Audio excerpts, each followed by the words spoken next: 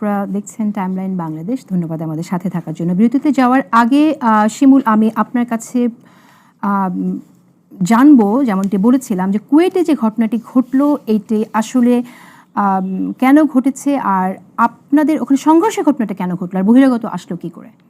জি আপা, আমি আমার বক্তব্যের শুরুতেই আজকে এই কুয়েটের যে অপ্রত্যাশিত ঘটনা, এখানে যারা আহত হয়েছে তাদের সবার সুস্থতা কামনা করে আমার কথাগুলো শুরু করছি।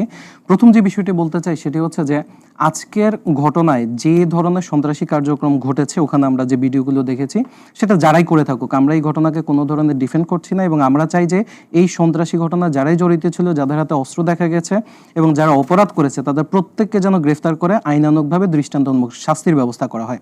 দ্বিতীয় যে বিষয়টি আমি বলতে চাই, যে বিষয়টি আপনি উত্থাপন করেছেন, সেটা হচ্ছে যে এই ঘটনাটি আসলে কেন ঘটলো। এখন আমি যে বিষয়টি বলতে চাই, সেখানে কিন্তু এই কুয়েটে কিন্তু বৈষম্য বিরোধী আন্দোলন এবং শিবিরের কমিটি আছে। এখন আপনি হয়তো জেনে থাকবেন যে সারা বাংলাদেশে আমাদের এই মুহূর্তে কেন্দ্র থেকে 38টা টিম কাজ করছে সারা বাংলাদেশে। আমরা প্রথম পর্যায়ে শিক্ষার্থীদের কাছে গেছি, তাদের কাছে আমরা জানতে চেয়েছি যে তারা কেমন শিক্ষা প্রতিষ্ঠান চায়। এই পর্যায়ে আমরা বিষয়টি শেষ করেছি, এবং এই পর্যায়ে আমরা যেটি দ্বিতীয় পর্যায়ে করছি সেটি হচ্ছে শিক্ষার্থীদের মধ্যে আমরা সদস্য সংগ্রহ ফর্ম বিতরণ করছি। আজকে কুয়েটে আমাদের একটি সদস্য সংগ্রহ ফর্ম বিতরণের কার্যক্রম ছিল। সেখানে বৈষম্য বিরোধী ছাত্র আন্দোলনের নেতৃবৃন্দ সহ বিভিন্ন একটা মিছিল বের হয়েছে। সেখান দিয়ে আমাদের কিছু ছেলে, রাহুল, ইউসুফ, ইফাজ, এই ছেলেগুলো 21 হলের দিকে যাচ্ছিল এবং তারা কিন্তু মিছিল থেকে সরে যাচ্ছিল। এই অবস্থায় কিন্তু তাদের উপরে প্রথমে হামলা সংঘটিত হয়। প্রথম হামলা কিন্তু আমাদের ছেলেপেলেদের উপরে হয়েছে, এই বিষয়টি কিন্তু মাথায় রাখতে হবে। এরপরেই কিন্তু ক্যাম্পাসের সংঘর্ষটি ছড়িয়ে পড়ে এবং আশপাশের লোকজন এটাতে যুক্ত হয় বলে অভিযোগ শোনা যাচ্ছে। আমি একটু আচ্ছা, তৃতীয়ত হচ্ছে যে কেউ যদি রাজনীতি করতে চায়, এটা যেমন তার স্বাধীনতা থাকা উচিত, কেউ যদি না রাজনীতি করতে চায়, এটা তেমন তারও সেই স্বাধীনতা থাকা উচিত। আমরা অতীতে যেমন দেখেছি যে আপনার বিভিন্ন সময়ে হলগুলো আটকে শিক্ষার্থীদেরকে যে প্রোগ্রামে নিয়ে যাওয়া, এই রাজনীতি কিন্তু বাংলাদেশ জাতীয়তাবাদী ছাত্র দল করবে না এবং করতে চায়ও না। জি, একটু ইনপুট দেবো। দেখেন, কুয়েটের ঘটনাটা যেভাবে হলো, তো ছাত্র রাজনীতি আপনি করতেই পারেন। আপনি শিক্ষার্থীকে যখন আপনি ভর্তি কি বলে আপনার দলে নিতে চাইবেন, পজিটিভ অ্যাপ্রোচে নিতে চাইবেন, এটা আমি খুব সেলিব্রেট করি, আপনি এভাবে করতেই পারেন। কিন্তু অ্যাপ্রোচ যদি হয় এটা যে আপনি ভয়েস অফ কুয়েট নামে একটা প্ল্যাটফর্ম খুলবেন, যেটা ছদ্মনাম, সেই প্ল্যাটফর্মগুলো আপনি তাদেরকে লোকজনকে প্রথম বিভিন্ন প্রোগ্রামে বিভিন্ন অ্যারেঞ্জমেন্ট আড্ডা দিবেন, তারপরে আপনি ফর্ম বিতরণ করবেন পরের দিন, কিছুদিন পরে সে ফর্ম বিতরণ করে আপনি সেন্ট্রালি সেলিব্রেট করবেন, মানে সেন্ট্রাল পেজে আপলোড দেওয়া হয়েছে যে কুয়েটে ফর্ম বিতরণ হচ্ছে লোকজন। আমি একটু কনসিকোয়েন্সটা বলি, তারপর একটু পিছনে যাই। কুয়েটের মানে খুলনায় কি কোন কালচারটা আছে, যেমন খুলনা বিশ্ববিদ্যালয়ে সে শুরু থেকেই আপনি দেখবেন ছাত্র রাজনীতি নিষিদ্ধ এখানে। সেখানে শিক্ষার্থীরা একটা কালচার অভ্যস্ত, যে কারণ তাদের মাথায় সেট আপ আছে রাজনীতি তারা ভয় পায়। ছাত্র শিবিরের কমিটি নেই না। তারপর দেখেন এরপর আছেন এই যখন এই ফর্ম দেওয়াটা সেলিব্রেট করতে শুরু করলো, কুয়েটে একটা কমিটি আছে ছাত্র শিবির। আমি আমি আমি আমি এটা অ্যাড্রেস করছি।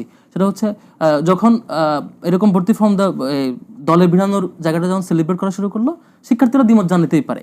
এখন শিক্ষার্থীরা যেহেতু এখানে শিক্ষার্থীদের দ্বিমত জানাতে পারে, কিন্তু হামলা কি করতে পারে কারো উপরে? ইয়েস, আমি সেই পয়েন্টটা বলতেছি, করতে পারে না। কিভাবে হামলাটা হয়েছে সেটা বলছি।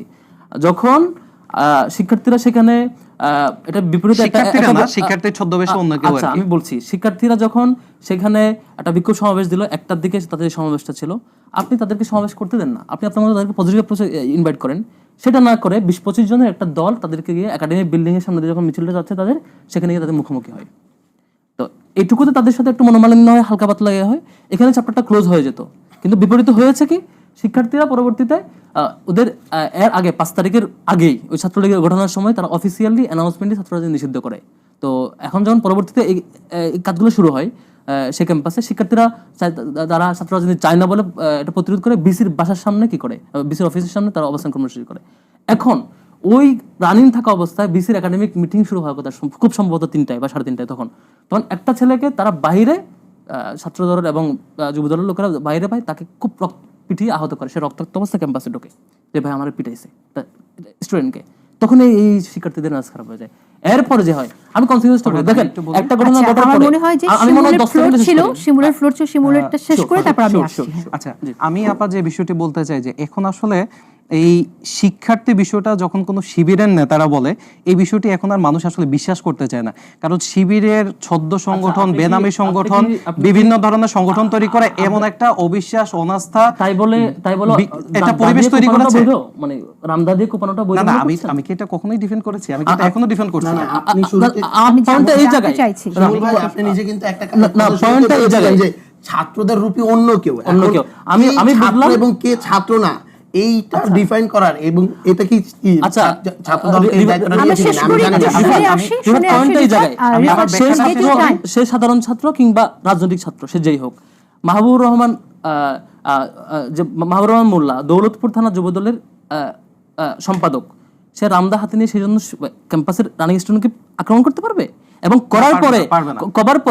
পরে নোয়াখালী ন্যাশনাল মডেল কলেজ ছাত্র দলের সাবেক সভাপতি সে কি ফেসবুক পোস্ট দিতে পারবে যে শিবির কোপানো জায়েজ ছিল, আছে সামনেও শিবির কোপানো জায়েজ? আবার ঢাবি ছাত্র দল এটা ভয়ানক অভিযোগ। আমি শুনতে চাই এই ধরনের ঘটনা কি করে ঘটে, আবার তারপর আমি আপনি সেটাই ব্যাখ্যা করছি, হ্যাঁ, আমি আমাকে একটু একটু শুনতে কথা চাই। বলার সুযোগ। এবং এই ঘটনার পরে ঢাকা বিশ্ববিদ্যালয় ছাত্র দল এটাকে ঠিক বিপরীত একটা পাল্টা বিবৃতি দেয়, এটাকে অস্বীকার করে। এটুকুতে শেষ না, ঢাকা বিশ্ববিদ্যালয় একটা মিছিল আহ্বান করে। পরে আমরা দেখি, আমার কাছে ভিডিও আছে, আপনি নিতে পারবেন, ঢাকা কলেজের গ্রুপে, বিভিন্ন কলেজের গ্রুপে এখানে আহ্বান করা হয়, আজকে ঢাকা ইউনিভার্সিটি মিছিল আছে, আমরা সবাই যাব। আপনি বাইরের ক্যাম্পাসের লোকজন দেখে ঢাকা ইউনিভার্সিটি শোডাউন দিবেন, আবার বলবেন। আবার যে ঢাকা কলেজের আবহানা রাজীব, সে হচ্ছে ঢাকা কলেজের আচ্ছা, শিমুলকে- আহ্বায়ক কমিটির শিমুলকে- সদস্য। ফরহাদ, আমি আমার শিমুলকে কথা বলতে শেষ চাই, করি। পরে আবার আসবো। আমি আমার কথাটা শেষ করতে 5 পারতেছি সেকেন্ড না। নেব, 5 সেকেন্ড। আবহানা রাজীব, সে হচ্ছে ঢাকা কলেজের সদস্য, আহ্বায়ক কমিটির।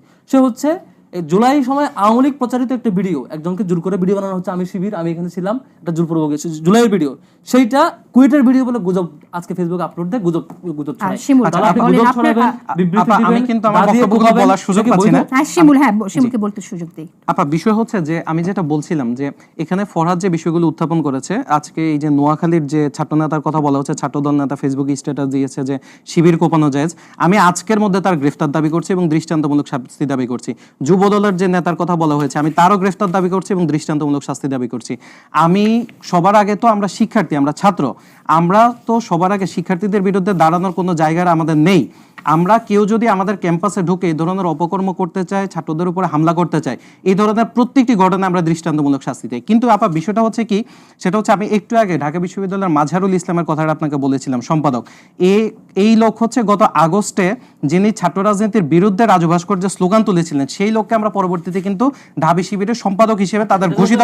ফরহাদ, আমি একটু শেষ করি, আমাকে এটা শেষ করুন। আমি শেষ এটা করি। allegation। আসবো। আচ্ছা, তারপরে হচ্ছে আপনার ঢাকা বিশ্ববিদ্যালয়ের একজন শিক্ষকের প্রথমে প্রভিসি হওয়ার কথা ছিল, কিন্তু পরবর্তীতে তিনি হননি। তিনি পরবর্তীতে নোয়াখালী বিজ্ঞান ও প্রযুক্তি বিশ্ববিদ্যালয়ের ভিসি হয়েছেন। তিনি ওখানে গিয়ে কিন্তু সাথে সাথেই ছাত্র রাজনীতি নিষিদ্ধ করে দিয়েছেন। এখন একটা অভিযোগ আছে যে জামাত সমর্থিত যারা এই ধরনের শিক্ষা প্রশাসনে আছেন, তারা বিভিন্ন ক্যাম্পাসে গিয়ে ছাত্র রাজনীতি বন্ধ করে দিচ্ছেন, কারণ গুপ্ত রাজনীতি হচ্ছে শিবিরের রাজনীতির একটা অপরিহার্য অংশে পরিণত হয়েছে। এ কারণে গুপ্ত রাজনীতি, ফরহাদ আমাকে একটু কথা বলা, আমি গুপ্ত রাজনীতিতে যেহেতু তারা অভ্যস্ত হয়ে গেছে, এই কারণে তারা প্রতিটা ক্যাম্পাসে এই মুহূর্তে একটা শ্যাডো সংগঠন, বিভিন্ন ধরনের বেনামি সংগঠন খুলে ছাত্র রাজনীতি নিষিদ্ধের একটা পায়তারা করছে।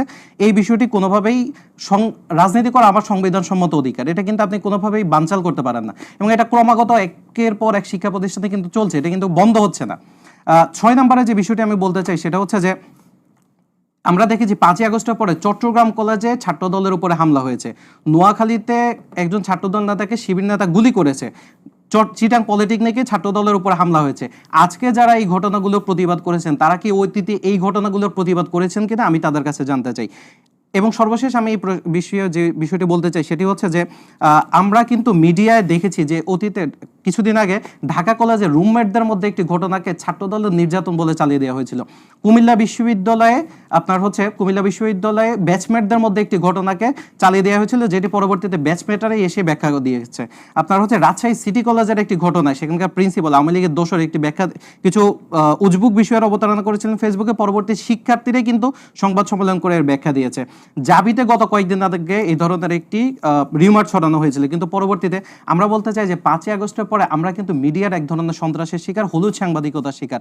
এই বিষয়গুলো আসলে প্রকৃত ঘটনা কি, আমি কিন্তু কাউকে ডিফেন্ড করছি না। কোনো অপরাধী যদি কেউ এখানে করে থাকে, বাংলাদেশ জাতীয়তাবাদী ছাত্রদল তার কোনো দায় নিবে না এবং তাকে বাঁচানোর চেষ্টা করবে না। আমরা দাবি করছি যে ওখানে পুরো ক্যাম্পাস নিশ্চয়ই সিসিটিভির আওতাধীন, এই সিসিটিভির ফুটেজগুলো প্রকাশ করা হোক। আমরা এই অপরাধী কারা তারা দেখতে চাই, এই ঘটনাগুলো প্রথম কারা শুরু করেছে তাদেরকে আমরা চিনতে চাই এবং তাদের দৃষ্টান্তমূলক শাস্তি আমরা বাংলাদেশ জাতীয়তাবাদী ছাত্রদলের পক্ষ থেকে দাবি করছি।